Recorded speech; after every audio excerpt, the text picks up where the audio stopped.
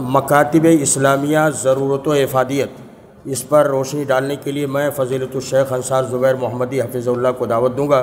آپ تشریف لائیں اور اس مکاتب اسلامیہ کے موضوع پر خطاب فرمائیں۔ السلام علیکم ورحمۃ اللہ وبرکاتہ۔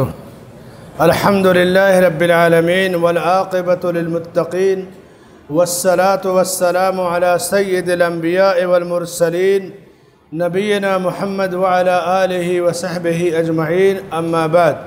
یقول اللہ جل وعلا فی کتابہ الکریم قل هل يستوي الذین یعلمون والذین لا یعلمون۔ امیر صوبائی جمعیت اہل حدیث شیخ عبدالسلام سلفی حفظہ اللہ اور اس تاریخی تدریبی اجتماع کے علماء کرام، مہمانان کرامی، دوستو احباب، جیسا کہ شیخ نے بتایا کہ مکاتب کی ضرورت اور افادیت پر میری گفتگو ہوگی، اور خوش نصیبی یہ ہے کہ ہم میں جتنے لوگ ہیں تقریباً سب لوگوں نے مکتب سے تعلیم حاصل کی ہے، تو ضرورت بھی آپ زیادہ سمجھتے ہیں، اور افادیت اس سے زیادہ کیا ہوگی کہ آپ سب لوگ ممبر و محراب سے جڑ کر کے قوم اور ملت کی رہنمائی کر رہے ہیں، یعنی ضرورت بھی آپ کے سامنے ہے، افادیت بھی سامنے ہے۔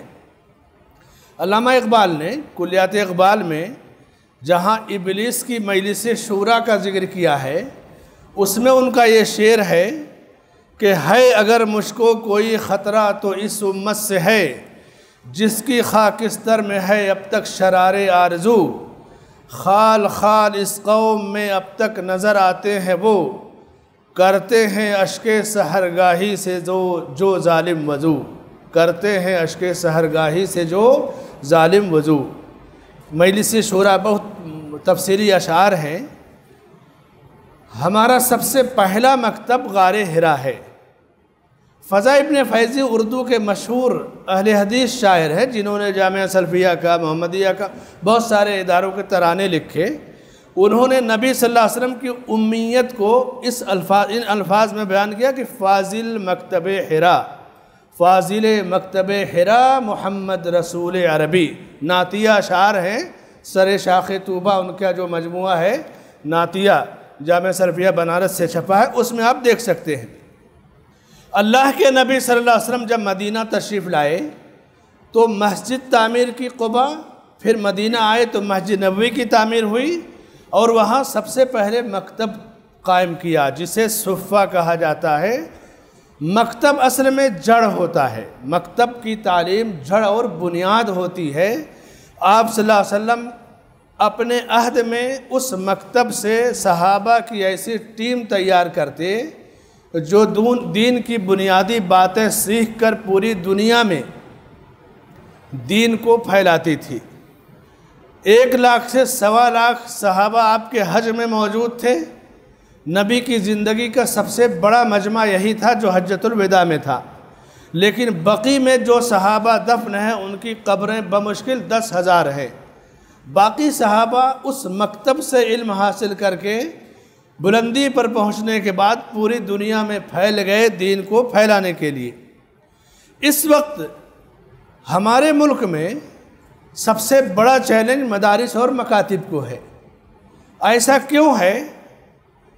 اس لیے ابلیس کے اشعار تو آپ نے سن لیے۔ چند دنوں پہلے ہندوستان کی ایک ریاست کے ایک گورنر کا انٹرویو آ رہا تھا، اب شاید اس ٹائم نہ رہے ہوں گورنر، بہرحال ان سے جب اینکر نے سوال کیا کہ مسلمانوں کے 2% بچے مدارس میں جاتے ہیں، آپ ان کے پیچھے کیوں پڑے ہیں؟ مدارس کے پیچھے 98% تو تعداد پڑی ہے، ان پر محنت کیجیے۔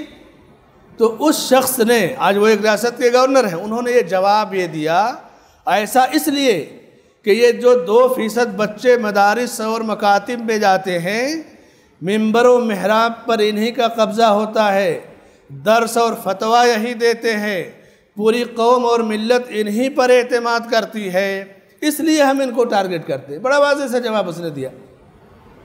مدارس اور مکاتب کو جو چیلنج ہے، یہ چیلنج ہمیشہ سے رہا ہے اور ہمیشہ رہے گا، لیکن ان چیلنجوں کو قبول کرنے کے ساتھ ساتھ ہمیں اپنے سلف کی طرف دھیان دینا چاہیے کہ کس طرح انہوں نے نازک حالات میں تربیت کا کام کیا۔ ایک دوسرا بڑا میٹر، آپ جب بھی مدرسے میں کوئی آئے گا نا، کسی بھی ادارے میں، کسی یونیورسٹی کا یا کوئی سرکاری کارندہ یا کوئی عصری تعلیم یافتہ وائس چانسلر ایڈوکیٹ، یا عام طور سے سیمینار یا کانفرنسیں ہوتی ہیں، تو وہ مدارس کے ساتھ ہمدردی ظاہر کریں گے۔ اس ہمدردی کی آڑ میں زہر ہوتا ہے۔ ہمدردی کیا رہے گی کہ مدارس کے طلبہ کو انگریزی سیکھنا چاہیے، ٹھیک ہے، ہمدردی قابل قبول ہے۔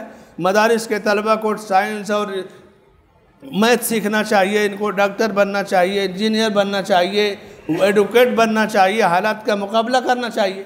اب آپ یہ نہ سمجھیں کہ بہت بڑی ہمدردی ہے، یہ ایک ظلم ہے۔ ہمدردی تو اس وقت ہوتی جب وہ یہ کہتے کہ کالج اور اسکول کے بچوں کو دین کی بنیادی تعلیم حاصل کرنا چاہیے۔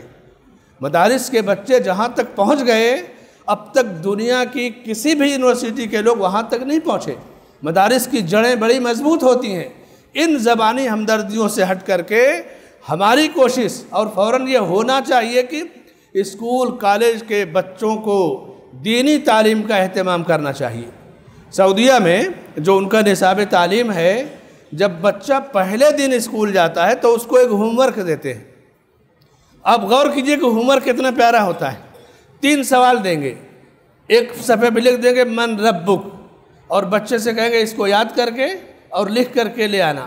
پھر دوسرے صفحے پہ ما دینک، تیسرے پہ من نبیک۔ آپ سوچئے کہ KG کا پہلی کلاس کا سبق زندگی بھر تو ساتھ رہے گا، لیکن جب قبر کی پہلی رات یا پہلا سوال ہوگا تو ساری ڈگریاں، ساری چیزیں ختم ہو جائیں گی۔ مدرسے اور مکتب کی یہی تعلیم جو پہلے دن کی ہے وہی ہمارا سرمایہ ہوگی۔ تو یہ تربوی جو نظام ہے ہمارے مدارس کا، یہ بڑا پیارا ہے۔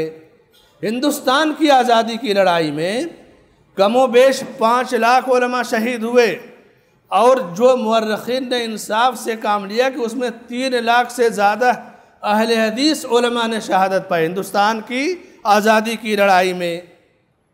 ظاہر سی بات ہے یہ علماء مدارس کی پیداوار تھے، اور علماء پر جو ٹارگٹ کیا جاتا ہے اس کے بعد اور زیادہ کہ یہ تو بڑے جو ہے مجاہد ٹائپ ہوتے ہیں، ان کا مقابلہ آسان نہیں ہے۔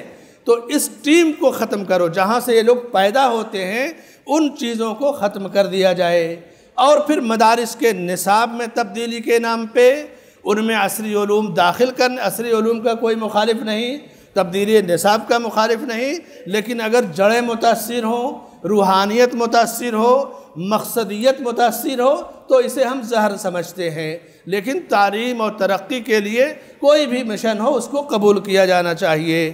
ماضی میں نیشاپور بغداد میں جو مدرسے قائم کیے گئے، مدرسہ نظامیہ، یہ سب مسجدوں میں مکتب قائم کیے جاتے تھے۔ اندلس میں مسجد قرطبہ مسجد تھی، لیکن سارے علوم پڑھائے جاتے تھے، اور بڑے بڑے علماء ابن عبد البر جیسے عالم انہی مدارس، مکاتب اور مسجدوں کی پیداوار ہے۔ ہندوستان میں شاہ ولی اللہ دہلوی رحمۃ اللہ علیہ نے شاہی جو ہے مسجد فتح پوری کو مرکز بنایا۔ میاں نذیر حسین محدث دہلوی رحمۃ اللہ علیہ نے مسجد فاٹق حبش خان کو مرکز بنایا، اور چٹائی پر بیٹھ کر کے بنیادی تعلیم دیتے، اور تعلیم بلند ہوتے ہوتے 62 بار صحیح بخاری ختم کیا تھا میاں نذیر حسین محدث دہلوی رحمۃ اللہ علیہ۔ کہتے تھے کہ بخاری کو تو میں نے گلستہ بوستہ بنا دیا، یعنی اس وقت گلستہ بوستہ بہت آسان اور زیادہ پڑھی جانے والی کتاب تھی۔ پھر ان کے تلامذہ کی جو ٹیم پورے ہندوستان میں پھیلی، پورے ہندوستان میں ہر طالب علم نے جہاں جس سے ہو سکا مکتب قائم کیا۔ مبارک پور میں مولانا عبد الرحمن محدث مبارک پوری صاحب تحفۃ العبودی میاں صاحب کے شاگرد تھے۔ اپنے مکان کا ایک حصہ مسجد کے لیے خاص کر دیا، اور مکان ہی کی ایک جگہ میں مدرسہ قائم کر دیا، مدرسہ دارالتعلیم۔ یہ مولانا عبد الرحمن محدث مبارک پوری کے گھر میں ہے، اور ان کی جگہ پر، اور مسجد بھی ہے۔ عربی شعبہ تو ان کے ایک پوتے تھے ڈاکٹر رضا اللہ مبارک پوری رحمہ اللہ کے چچا زاد بھائی حاجی عبدالسلام صاحب، ان کی نظامت میں شیخ نورالدین سلفی صاحب حفظہ اللہ نے عربی شعبہ قائم کیا، ورنہ صاحب تحفہ نے مکتب قائم کیا تھا۔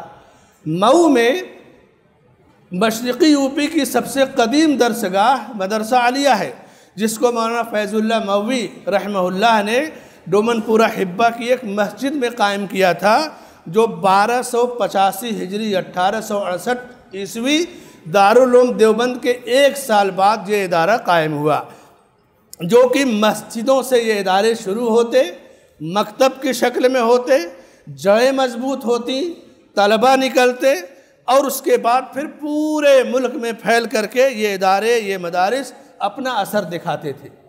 ایک فتنہ جو آج ہمارے سماج میں ہے، مدارس کی حیثیت کو کم کرنے کے لیے، علماء کی حیثیت کو مجروح کرنے کے لیے، یہ کہیں کبھی غور کرتا ہوں تو یہ جو بردرس کا فتنہ ہے، اس میں بھی وہ چیز نظر آتی ہے کہ کہیں ایسا تو نہیں کہ ان کو دعوت کی فیلڈ میں اتار کر کے یہ مقصود ہو کہ دیکھو مدارس کی کوئی حیثیت نہیں، یہ لوگ اسکول اور ماڈل والے کالجوں کے پڑھے ہوئے یہ لوگ کام کر رہے ہیں، اب مدارس کی کیا ضرورت ہے؟ کہیں اس فتنے کے پیچھے تو اس کا بھی یہ بھی تو نہیں ہے۔ شیخ صالح الوحیدان رئیس مجلس القضاء الاعلیٰ، ابھی ان کی بڑی جلدی وفات ہوئی رحمہ اللہ، سعودیہ کے چیف جسٹس سے ان کا ایک انٹرویو آ رہا تھا کسی عالم کے بارے میں، کویت کے بڑے مشہور عالم ہیں، ایک گھریلو مسائل پہ سوال جواب، وہ بھی عالم بہت مشہور دکتور ہیں۔ شیخ سے پوچھا کہ ایک عالم نے ایسے بتایا ہے، شیخ کا جواب کیا تھا جانتے ہیں؟ کہا کہ وہ داعیہ ہے یا شیخ ہے، ہوا داعیہ اور شیخ۔ آپ جملے پہ غور کیجئے، یعنی داعی کوئی بھی ہو سکتا ہے، لیکن شیخ جو فتوے کا اہل ہو، علم والا ہو، ماہر ہو، تو ان کا جملہ داعیہ اور شیخ، کہا نہیں داعیہ ہیں لیکن شیخ کے درجے پر ہیں۔ میرے بھائی اور دوستو، مدارس کی جو تاثیر ہے، مدارس کے جو اثرات ہیں، ایک واقعہ سنا کے گفتگو ختم کرتا ہوں۔ 1993 میں عیسائیوں کے پاپ کی جو میٹنگ ہوئی اور عیسائی مشینریوں کو اس نے بلایا، کہا کہ ہمارے اسکولوں کا کیا حال ہے؟ کہا اسکولوں میں ماڈل جو اسکول ہیں مسلمانوں کے بچے زیادہ پڑھتے ہیں۔ کہا عیسائی بچے، کہا نہیں مسلم بچے پڑھتے ہیں۔ پوپ نے برجستہ کہا کہ یہ جو مسلمانوں کے بچے ہمارے اسکولوں میں ہیں تم خوش ہو جاؤ، کہا کہ کان میں تیل ڈال کر سو جاؤ، مسلمانوں کے جو بچے ہمارے اسکولوں میں آئے ہیں کنورٹ، اب یہ مسلمانوں کے بچے نہیں، اب ہمارے بچے ہیں، ہمارے نمائندے ہوں گے۔ مسلمانوں کے مدارس و مکاتب کی اہمیت کو دشمن بھی سمجھتا ہے، ابلیس بھی سمجھتا ہے۔ میرے بھائیوں، ضرورت ہے کہ ہم اس کا احیاء کریں، اس لیے کہ ہمارے نبی کا ایک مشن ہے، وہ فیضان رسالت تھا، وہ فیضان نظر تھا، یا کہ مکتب کی کرامت تھی۔ سکھائے کس نے اسماعیل کو آداب فرزندی، یہ ہمارے مدارس فرزندی کے آداب سکھاتے ہیں، تربیت کا ایک گوشہ ہے۔ اللہ سے دعا ہے کہ اللہ ہمارے ان مدارس کو ان کی روحانیت کے ساتھ قائم و دائم رکھے، آمین۔ وصلی اللہ علی نبینا محمد وعلی آلہ وصحبہ اجمعین۔